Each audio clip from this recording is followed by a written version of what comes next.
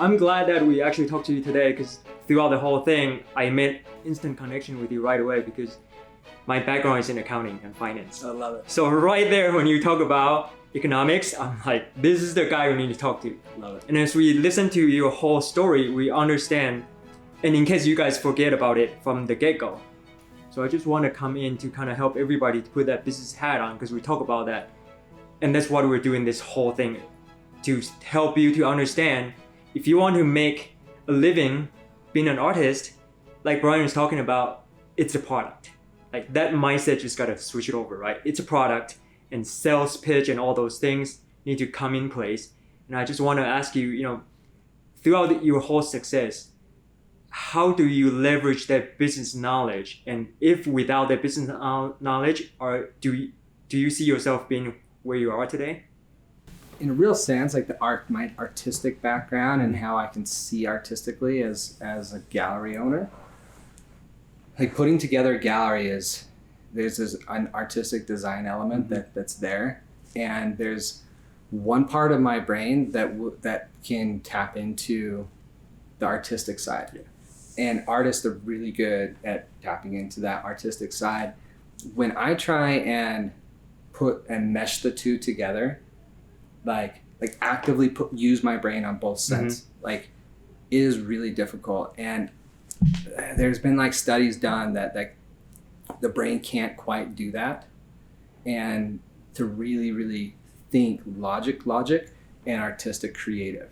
And so tapping out of my creativity to go into logic is a huge part of the success of the gallery. And so there's days where I tee myself up for the logic side of it. That's normally like on Sundays, my to-do lists, everything, so much logic. And then stepping into Monday is a very like mathematical equation to me where I hit my numbers hard. I look at what's going on, look at the gallery.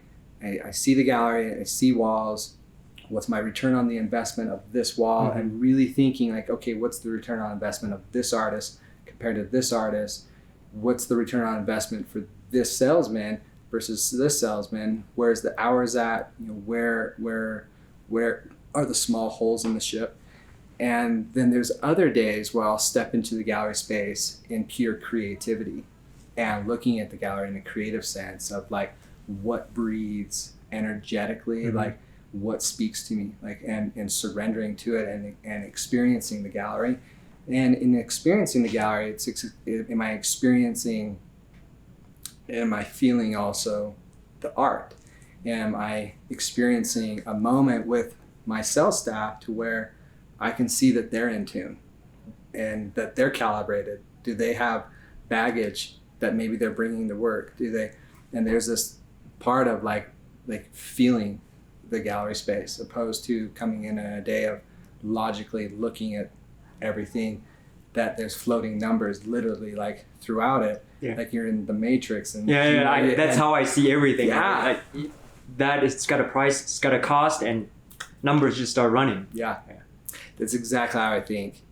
And there are very few galleries that think like that. In talking to other gallery owners, very, very few of them will I see logically think like that, in a sense that it's not a painting right there on the wall, it's an actual dollar sign. Yeah. And what is that dollar sign doing?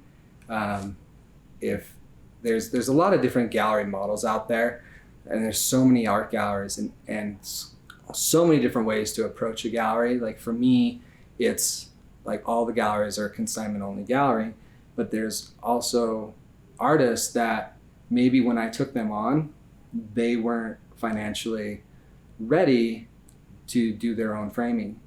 But me knowing that if they can tap into a state of flow and create, it's worth it for me to just do all their framing. So I'm just like, hey, drop it off, send it to our frame shop, I'll frame it, and you just tap into your creativity and I'll take care of that. And that's a huge part for me, for any artist out there that's like, I don't have the money to get going. And just know that there are galleries out there that you approach it with them and they'll throw a little skin in the game if you're throwing skin in the game, and can work back and forth.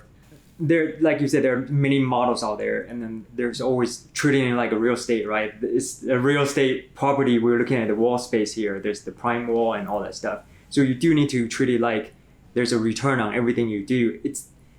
I'm glad you actually have some, like finance industry knowledge, because the whole thing you're talking about, that's portfolio management.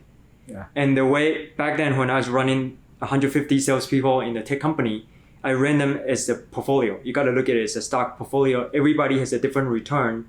Like your art around here, every piece is a single stock. Together is a portfolio. What is this portfolio bringing my return? And then you even mentioned risk, right? Like you're adjusting, fine tuning all that risk to make sure you are at a good combination to be a manageable risk with the highest return while you manage all this different stock in your portfolio. Yeah. So I do see why that is bringing you this huge success. And on top of that, you got the economics background. And the funny thing is, I actually started our curriculum with our economics. And number one thing I talk to them is limited resources with unlimited wants. And that tie back to what you're talking about, creating the value, right? Everybody has limited resources, same as your patron, same as yourself, same as the gallery owners. But how do you create that value, which I would say a majority of that percentage is intangible when it comes to value, right? Like you create enough value to trigger that person to want to use their limited resource on this piece. And that is logic itself, but at the same time, how to make it work, it's art. Just like what you talk about this whole time, it's the art of selling. But without that knowledge as the backbone to understand this human psychology or even like social engineering, you can't really make things happen. You do need to acquire that kind of knowledge, right? Yeah. Yeah.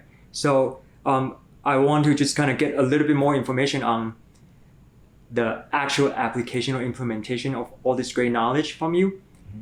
Right now, we kind of look at it as from a gallery owner perspective, you have your sales team, or even back then when you're doing yourself, then we need to remember that a lot of our students, granted, they want to get in gallery, but there are only that many galleries out there. So there's a good percentage of the students, they're actually wearing all these hats on their own. Social media, selling, sales staff, managing the portfolio even. They will be out there in shows selling their own artwork. So what would your advice to them when you are actually the gallery owner now? If they treat it that way, they kind of are, right? When they put up a show in one of the fairs, they are the gallery owner, the sales staff sitting there. So when they have to do all these all at the same time, the biggest challenge we have here that people are facing is they're starting to freak out. Oh, what do you mean I need to do social media marketing? I can't do it.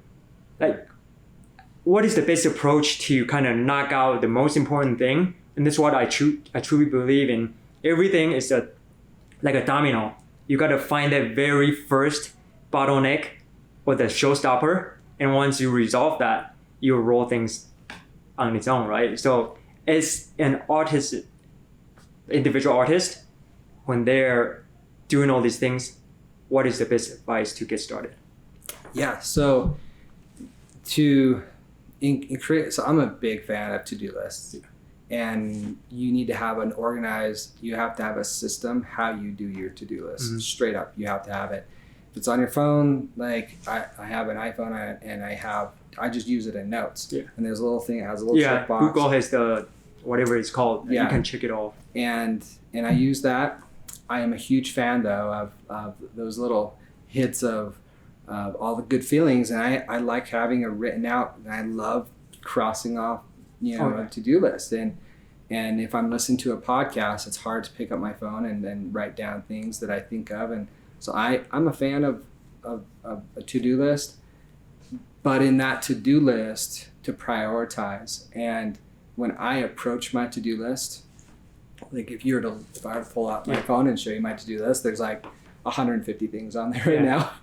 And I'll prioritize. Mm-hmm. And I go down it, and any artist today really needs to say,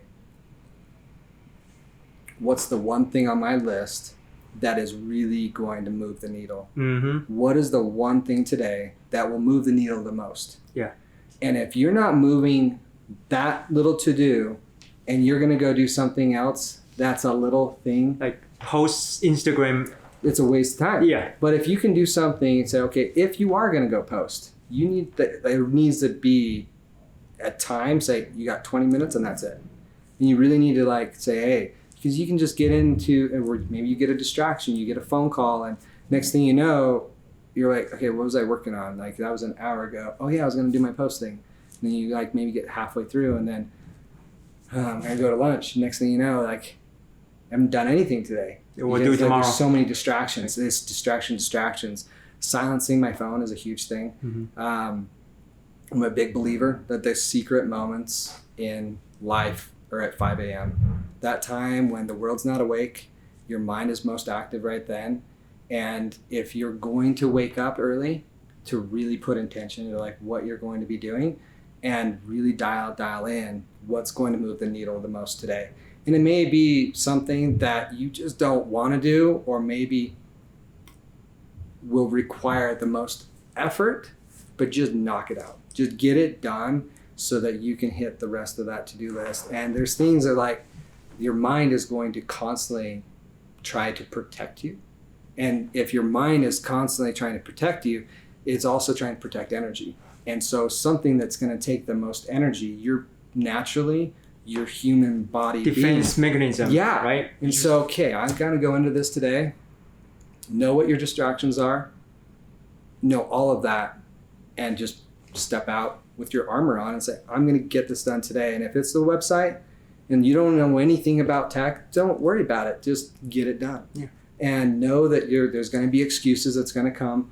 And one of the biggest things for artists today, and this is for me that I'm honestly truly grateful for this, and I have a like compassion for artists, because an artist is creating something that is incredible. Mm-hmm. It's incredible in their eyes, and then they're putting it out to the world for judgment. Yeah. And I don't get that.